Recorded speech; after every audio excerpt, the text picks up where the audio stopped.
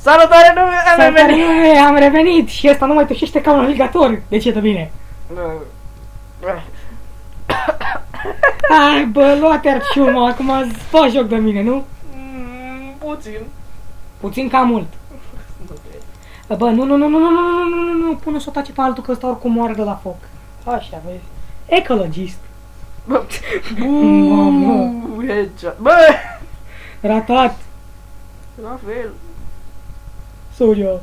Buf, ăsta e chiar un mare lag. Da. Vedem cum o să trecem pe la Warwick. Că știi că la Warwick ai lag de măricel. Ce măricel acolo? Zici că dracu l-a făcut cineva până în cur. La când la gare. Dă-mi cu o critică de aia. Critică de 300. Da, ia bate-l pe ăsta cu 33 HP care are mai puțină viață. Ok. Dă-o de aia de fulger. For your Jabum! măta! Headshot. Shopping!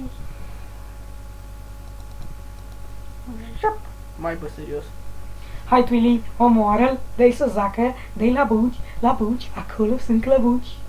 Pică-l pe ăla, altul că-l omoară Twilly pe ăsta sau Robina. Da, uite, pică-l pe ăsta cu 40. Nu, mă, nu. Ok. Powering up, n-ai, mă. Nu. Da, după videoclipul ăsta cred că o să terminăm seria asta și o altă serie s-ar putea să apară mâine. De ce? Nu știu, se numește ca în timp expirat, o chestie care urlă la ușă, mă rog, te-ai prins tu. Da, o chestie mică, neagră și păroasă. Da, Nu, se nu numește mai gândiți câine. la prostii! Și se numește câine, am un câine, da, trebuie plimbat și da, încheiem sesiunea că plimbăm un câine. Genial. Da. Puteți să râdeți cât vreți, nu ne supărăm. Da, asta este ultimul episod. Am făcut știrile. Bai, bă, serios! Uite-te Își cum... bate Dumnezeu joc de noi. Mult. Hai. Ok, mai avem 8 minute de filmat. Da, suficient cât pentru misiunea următoare, la care cu siguranță facem level. Nu este suficient. Ok. Știi că trebuie să batem 3 zone? Atunci putem salva într-un... Da, mă rog, o să facem cât de mult putem. Și dacă e nevoie, facem videoclipul ăsta mai lung. Sau nu se poate mai lung. Bă, cât de mult putem face.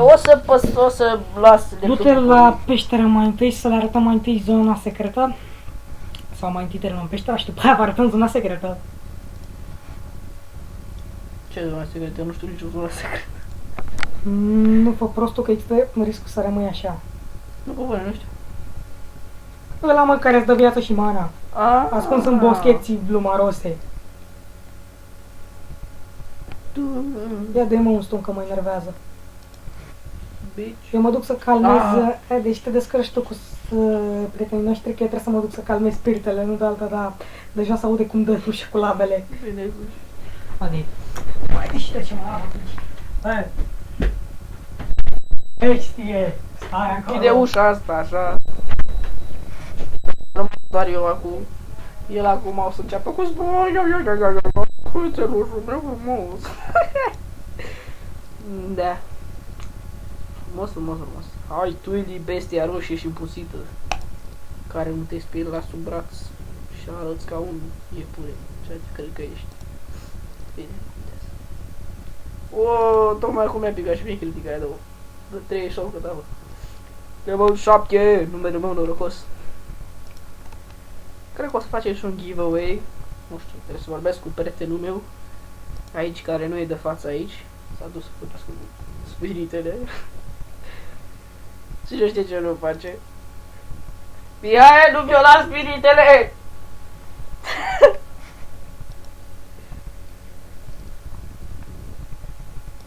Hai mai repede, hai. Ok. Da, o să facem videoclipuri cu mai multe jocuri. Minecraft. Hai mă, chiar acum mi-a dat stun. Vara asta o să fie o vară lungă. Ăștia nu-mi dau niciun gol. Zgârciții. Ok, next. Ce face ăla mă acolo? De la baie? Nu, tot vorbește cu câinele.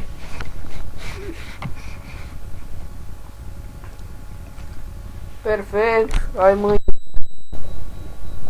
Ia să nu faci nimic la câine. Pe calm sau calmat spiritele. Sau s-au închis. Ok. Dar extrema cu ochiul cum mă enervezi. Tu cum stai? Asta e tot aia la care ne-am chinuit? Oh my god, 5 minute și... ți-ai putut joc de mine. Și acum vine Andrei cu cam da, sau puțin. Un pic cam mult sau puțin, sau mult. Bă, să nu-ți dea stun. Oh! Mi-a dat adineaur mai rău, mi-a dat 12 HP și mi-a dat stun. Cum să-mi dea cu cioftica. Buf. Dar ăstea sunt singurele creaturi care pot da stun, da, ele sunt cele mai periculoase. Hai, Spoti, rupe ușa. Dar bine că dai numele cățelului meu în direct. Spoti! Da. Spoti! Parcă-l văd pe Geo cum îmi scrie acolo un coment să moare Spotting King și un cancer. Și mă, am pușcărie. Dar mai mult... Ai răbdare că nu o să afli ăla. Nu o să afle. Zic eu că presimt că vine și libertatea. Da. Bă. Bă, dracu. Hai, zic și eu, cred că cel mult o să ne scoatem cu 200 de subscriber dacă avem noroc. Și din Da, gilda mea... după când o să începem cu videoclipurile la Minecraft. Da, parcă-i văd când vin. Da, eu nu sunt ăla pentru Minecraft, că mie nu prea îmi place Minecraft-ul, de ce să faci cu Ione, mă rog. Nu-i place Minecraft-ul! Hai, bă, dracu, că ești la mine acasă, doar nu-i vrea să dai foc la casă, doar ca să... Ba da! Și uite, de asta... Și face acum un comentariu urât în Minecraft. Da, bă, serios, 0 gold. Adică înțeleg și eu că e să-l bate. Tot dau. Mă rog, să le arătăm oamenilor area secretă. Jabă, Dar ți cam greu să nu observi area secretă când e înconjurată de căcatul ăla sclipitor. Scrificios. Da, hai acum să mergem sus. Mai avem 3 minute. Da, 3 minute și mai avem toate bestiile astea de omorât, plus ce în partea cealaltă. Da. Bate-i pe toți. Eu mă duc să mai calmez ce a mai rămas din spirite. Nu de altă de sport, e cam nervos. Da. Și dacă intră peste noi cu drujba.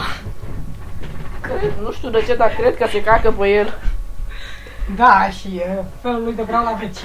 Bă, îți pot dire ceva de... Deschide ușa că mă piși pe mine. Da, iar a rămas singură la el, s-a dus să violeze puțin spiritele. Da, ce-mi place că vorbește că... Ai grijă de el! Mai avem puțin. Chiar mai enervează misiunile astea. Dar voi rezista. Biș. Vă rog frumos să ne lăsați în comentarii câte episoade vreți să facem, până unde. Dacă vreți să vă spunem istoria unui caracter sau altceva, vă vom asculta, bineînțeles. Cu plăcere. 2 minute. Și ăștia mă enervează la. Eu când mă jucam jocul ăsta, îmi durea capul. Când eram mic. Acum n-am probleme cu jocul. Acum mi se pare mult mai ușor. Okay. Am nevoie de o cască de viking. Nu întrebați de ce. Ce-o face ăla? Da. Cred că fură ceva. Ce? Nu contează că stai n-ai la casă. Tu poți să furi. Ai serios, tu le-a dat 1 HP? Bum. Da, mai avem 1 minut fix să-l omorâm pe ăsta. Mihai, vino să încheiem videoclipul! LOL! Da, trebuie să-l așteptăm pe Mihai acum. Și Mihai nu știu cum o să... Vino încoace! Vino să încheiem videoclipul! Salutare lume, încheiem episodul din motive evidente. Bine, ok, hai salutare! Stai să nu închide!